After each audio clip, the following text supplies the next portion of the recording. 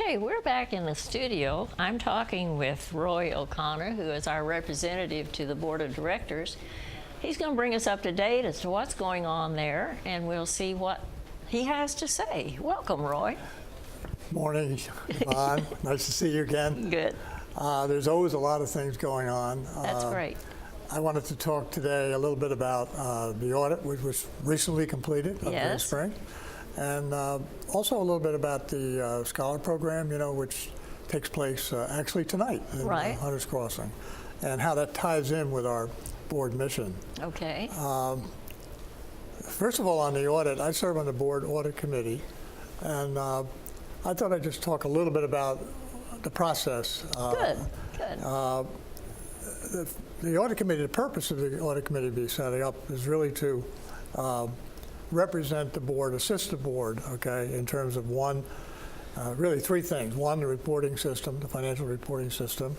The second is our system of internal controls that we have in place over the financial reporting. And finally, the committee can assist the board in assessing the qualifications of the outside auditors. Now, in our case, we use PricewaterhouseCoopers. It's an outside firm. We've used them for several years now. So they're very familiar with Greenspring and do a good job. Now, we rely on Erickson management and the auditors, really, to carry out their responsibilities. Right. Erickson headquarters, they prepare all the accounting and financial statements, okay?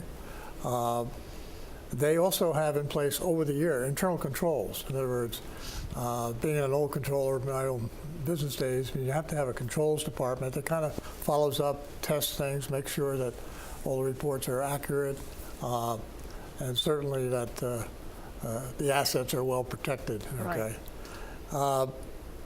We have to make sure that there's procedures in place, okay, on how to do different things, how we step through, and do these procedures meet up with the latest accounting standards, and the various laws and regulations for reporting. The management company is also responsible to evaluate how adequate the internal controls are. In other words, if they have a problem or something in that area, they need to report that to the board so we can take action or maybe give them the initial resources, whatever they need to make sure we have the controls in place. So the audit committee, what we do is we actually have a meeting. We do all this by conference telephone call mostly. We have a planning meeting like back in November for the audit that will be done in the first quarter of this year, 2017.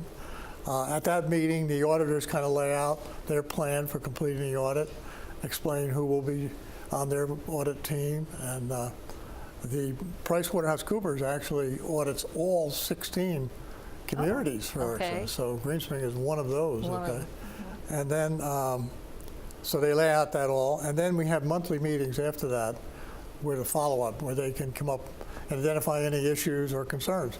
See, an important thing too is that sometimes you can find things during the audit and ideally fix them, you know what I mean, so that it doesn't reoccur for the next year. So that's why those monthly meetings are important. And any issues or anything like that. Now, the good note is that the audit team, PricewaterhouseCoopers, completed their audit in April. They have given us a written report.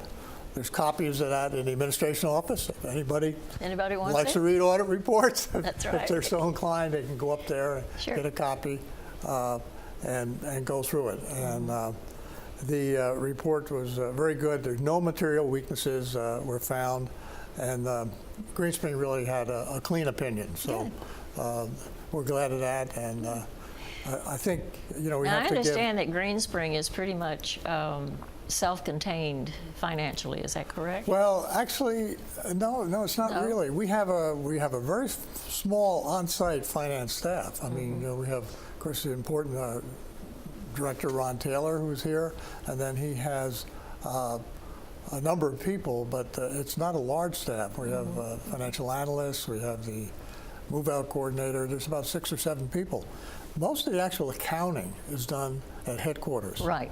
Okay, so But the local staff is very important in terms of the input that, and following up on any problems that exist at the community, because that's where all of it originates, you know. Right. But so we have a centralized accounting, and it works very well because, you know, they're servicing all, and there have been studies where if we had to duplicate all that here, we would have to have a huge accounting department. Much larger staff, yeah. And so it's much more efficient this way. They provide the services to us, and then we get a billing for that from centralized services. But no, that's an important question. But the local people here are really key. Ron Taylor, his staff, and Greg, and the people in the office there do a great job. So anyway, the audit is complete, and we've moved on to that. The other thing I wanted to mention a little bit is, you know, tonight we have our Scholar Awards ceremony. Right. And this will be the largest number that we've had. How many do we have this year? I understand it's 57. 57 scholars will be receiving awards. I remember one time back a while it was only 20 some odd. Right. So this is really a very significant event. So we expect a very large crowd of family and friends. That means we're going to have a lot of new staff in the dining rooms. Yes, absolutely. with 50 of them graduating. Right. Exactly. They're already starting to bring students on now. Right. Absolutely. But, you know, part of our mission, and I'd just like to read that, is, and how this scholar program ties into it. Part of our mission as a board is we want to try to achieve excellence in services and programs with unmatched value for our present and future residents. So when you think about excellence in services and programs, the dining area, the dining staff with the student workers really contribute a lot to providing that excellence in service. And we all experience it. I mean, even on a personal basis. I mean, it's nothing like walking into the dining room and you get that warm welcome smile from a young 17 or 18-year-old student. Some of them even younger than that. They can start at 14 as freshmen, right? But I recall one occasion I saw the waitress down on one knee talking to the resident to complete the order. Who knows, maybe the resident couldn't hear too well or needs you to help navigating the new signature menu. But I mean, it's that kind of service. They're very caring. Is very, very, very important.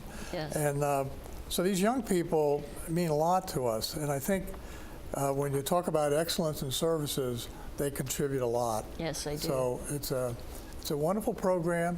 I think it's something that John Erickson originated when he set it up. All the communities use the high school servers, you know. Right, right. And so it's been really very, very good. Now, when you talk about this program, as you and I know, it's primarily resident driven. I mean, we have a resident committee that helps on the fund drives to get the money, and it's through the generosity of residents and some staff and also the management, but primarily driven through the residents. And to me, it's a wonderful statement of the social responsibility I think that all of us feel we have. And in other words, to reach out beyond just ourselves. And that's important. I mean, here we are in a not-for-profit community.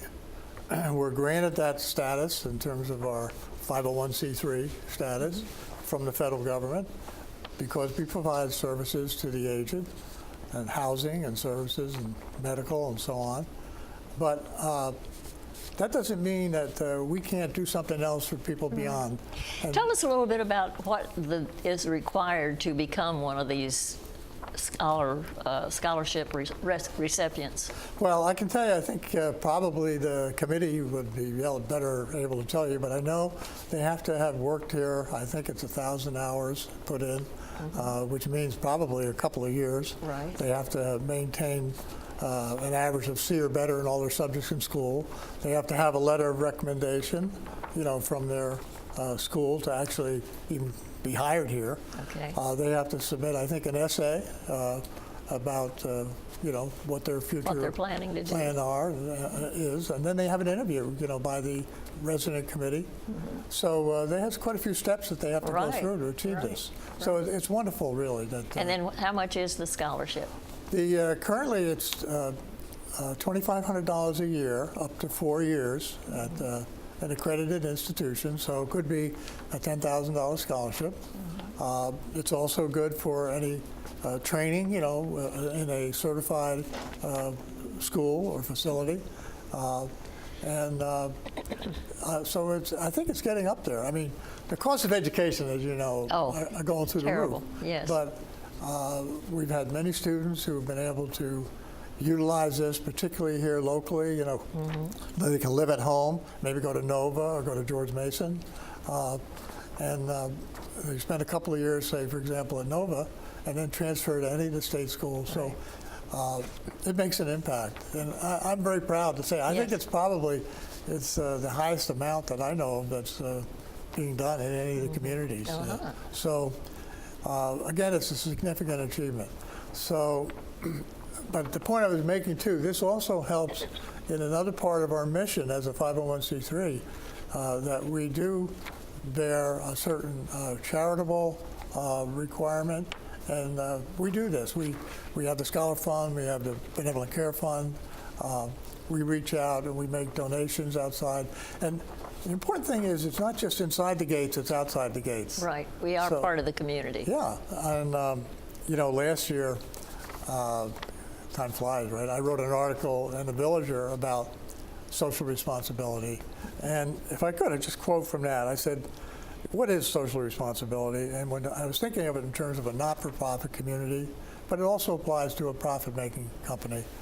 I think it encompasses all we do to behave ethically in our business while reaching out to our employees and their families, our residents, and even the community and greater society to improve their lives in the environment in which we live. So anything we can do outside the community, I think, or for our employees, or for residents, all contributes to that. And so it's beyond just the operations here, what services come to us, but giving. Of course, we have the Staff Appreciation Fund, too. Staff Appreciation Fund, there's a whole litany. In my article last year, I talked about a lot of those things. And, I kind of divided them into internal and external. But, on the external side, I mean, we have English as a second language. Yes. We partially fund the application for citizenship for employees. We have resident ambassadors from Independent Living who help people over in Garden Ridge. The BCF, just to mention a few. Some Green Spring residents tutor in various subjects. Yes. We have a busload that goes over to one of the elementary schools, I think. Absolutely. They go over to the schools. They've just featured recently a little program on that. Right. And the Catholic community donates books to the local communities to give them extra reading material beyond just the textbooks in school. Right. Got the annual turkey trot. Yes. We donate to ECHO, the Northern Virginia Alzheimer's Association. Right, we do. So when you start putting these things down, you realize that. I mean, recently we made a donation to the Green Spring Fire Department. I mean, not the Green Spring, the Springfield. It might as well be the Green Spring. No, Freudian They're slip. always here. Yeah, the Springfield Fire Department, right. And Emergency Services. And so those are all kinds of things that you can do, and it's I'm so proud of what the residents do here because I think they just feel this sense of responsibility. Again, back to the scholars that this is our way of saying we want to support the next generation. Sure. Okay, the people who will follow us. Okay, sure. And so I'm looking forward to the program tonight. I think maybe it also helps Green Spring residents realize that they are part of Springfield. Absolutely. We are not off in a little corner. Absolutely. And we're part of the Springfield community. We're very much a part of it. And I think the management and staff fully supports that. And it's good to see that. And yes, I think it is important and show that we are friendly neighbors. Right, exactly. Right. The other big thing is next Monday we have our annual town hall meeting. That's right. Okay, in the theater at 10 in the morning. So set And your now, alarm who's clocks. going to be there for us to listen to? So well, we'll have, in addition to myself, we'll have, well, the management team, of course, Chandra and Ron Taylor, our finance director, along with, from the board, we'll have Jackson Bain and Betty Price. And, you know, the three of us serve on what we call the Community Relations Committee. So, and also Mary Sue from our president of our council will also be on the stage. So we'll be covering the annual report, okay, for 2016. That's the purpose of the meeting. So that would be at 10 a.m. in the theater. 10 a.m. in the And theater then following on it, Monday. it's Right. 10 to 11, then we have a reception in the Acatink room. So all the residents are invited, 11:15 to 12:15. So a chance to mingle and ask any questions and meet the board members that are here. Yeah, so, Really hear which direction Green Springs going. yeah. Right. Hopefully, lots going on, as you know. There was a good report Monday at the Coffee with the Execs. You know, they started construction in Garden Ridge, Right. which is great. And right now, you look down, you see a big hole in the ground. But George Rallis, the director over there, was pointing out how the courtyard will actually be larger after they get finished, because instead of a fence across the back, we're going to have another building, but it's a little bit further back. Dogwood Commons, which will be connected to Evergreen Terrace and Rosewood Court, I Okay. guess. So that, to me, is significant. We're finally starting our first major repositioning project. So I'm really glad to see that. It's been a long time in the planning, but these things are complex.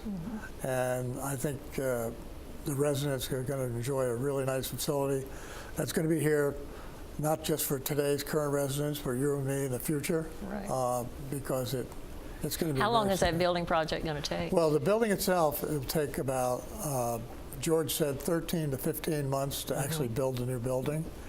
But then again, as soon as we finish that, then we're going to go through a series of upgrades to Upgrades the of older the older- rooms. And so we're talking maybe 3 to 4 year project by the time we complete it. Some of the renovations are going to start at the end of this month. Wonderful. And in Rosewood Court, they'll start to do some of the amenity spaces, I guess the dining, the programming areas, okay, and the bathing spa. And you know, it was a good question I think brought up at the Coffee with Exec saying, well, why are we redoing the bathing spa? I thought we were going to have you know, baths in all the rooms, but the rooms where they will be adding bathing facilities, technically what they're doing is putting showers in. So right now, you know, there's like half baths in these skilled nursing rooms. So we'll still have a need for bathing facilities for, you know, in addition to the Right. private showers in each room. So. Okay, thank you so much for the update. Let's see what's going on in our featured programs.